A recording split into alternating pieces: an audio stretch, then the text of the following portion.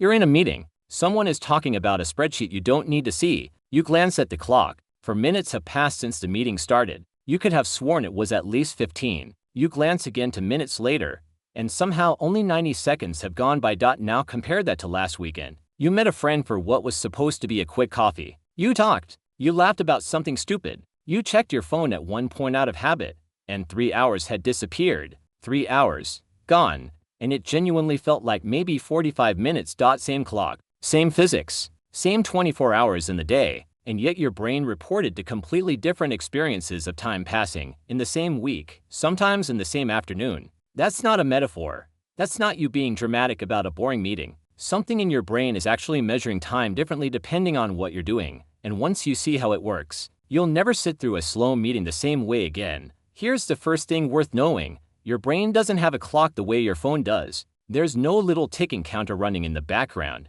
keeping a perfect record of seconds. Instead, researchers who study time perception describe something closer to a counting system. One influential model in this area imagines a kind of internal pulse generator, constantly firing off tiny signals. Whether those pulses get counted toward your sense of how much time has passed depends on something acting like a switch, and that switch is controlled almost entirely by your attention. When you're bored, that switch stays wide open. In a meeting with nothing to hold your interest, there's no task pulling your focus away from the passage of time itself, so your attention naturally drifts toward the one thing left to notice: the clock, the second hand, the slow crawl of the minute counter. Every one of those internal pulses gets logged, and the more pulses your brain counts, the longer that stretch of time feels while you're living through it. Boredom isn't just unpleasant, it's a state where your brain is, quite literally, paying closer attention to time than to almost anything else in the room. Now flip it. During that coffee with your friend, your attention was almost entirely absorbed by the conversation, the story, the next thing you wanted to say. There was no spare attention left over to monitor the passage of time. The switch on that internal pulse counter swings mostly shut. Far fewer pulses get logged, even though the actual clock is ticking at exactly the same rate it was during the meeting. Less counted, less time feels like it's passed. That's the whole mechanism behind the old line, time flies when you're having fun. Except it's not really about fun. It's about where your attention is standing. Fun activities are just very good at pulling attention away from the passage of time itself. There's a strange side effect of this that most people have actually noticed without ever naming it. Checking the clock during a boring meeting doesn't just fail to help, it actively makes the meeting feel longer. Every time you glance at the time, you're forcing a fresh sample of how slow is this going, and your brain treats that sample as more evidence that time is dragging. Researchers studying this kind of clock-checking behavior have described it as a kind of sampling habit. The more often you sample the passage of time, the slower your internal estimate says it's moving, which means the anxious habit of checking the clock every 90 seconds during a dull presentation isn't just annoying, it's actively manufacturing the feeling that the meeting is taking even longer than it already is. But here's where it gets genuinely strange, and where most people's intuition about time completely breaks. Ask yourself this: which felt longer while it was happening, the meeting or the coffee? The meeting, obviously. Every minute of it dragged. But now ask a completely different question. Looking back on your week, which stretch of time feels like it took up more room in your memory, the meeting or the coffee? For most people, it flips completely. The meeting that crawled by in real time barely exists in memory a few days later. It's often just a gray blur, a vague sense that there was a meeting, but the coffee that flew by in the moment often expands in memory. You can recall specific lines of conversation, the order things happened in, small details about the coffee shop. Days or weeks later, it can genuinely feel like it took up more of your afternoon than it actually did. This is because your brain is actually running to separate time judgment systems, and they don't agree with each other. The first is the one you already know about. You're live, in the moment sense of how slowly or quickly time is passing, driven by that attention switch. Researchers call this prospective time judgment because it's happening while you're inside the experience, watching it unfold. But there's a second, completely separate system that only activates afterward, when you try to reconstruct how long something took using memory. Researchers call this retrospective time judgment, and it runs on a totally different fuel, not attention, but how much your brain actually stored.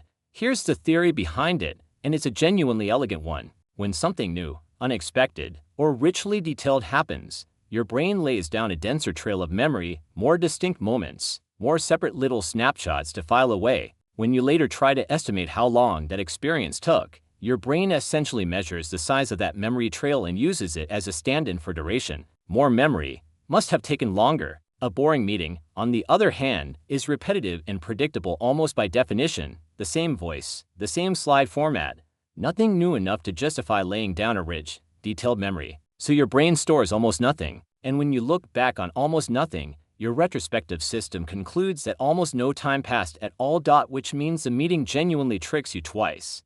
In opposite directions, while you're sitting in it, your attention-driven system convinces you it's dragging on forever. Afterward, your memory-driven system convinces you it barely happened. Two different clocks, both housed in the same brain, delivering two opposite verdicts about the exact same 50 minutes. There's also a neural piece to the story, and it's worth being careful about how confidently we state it, because the research here is still developing. Interval timing, your brain's ability to estimate how much time has elapsed, appears to involve a set of deep brain structures called the basal ganglia, along with the release of a neurotransmitter called dopamine. The leading idea, still an active area of research rather than a settled fact, is that dopamine levels may influence how quickly your internal pulse generator fires. Under this model, pleasurable, engaging, high dopamine moments could cause the internal clock to run faster relative to real time, which would mean fewer subjective pulses accumulate per actual minute. One more reason enjoyable time might genuinely feel compressed while it's happening. On top of the attention effect, it's a promising piece of the puzzle,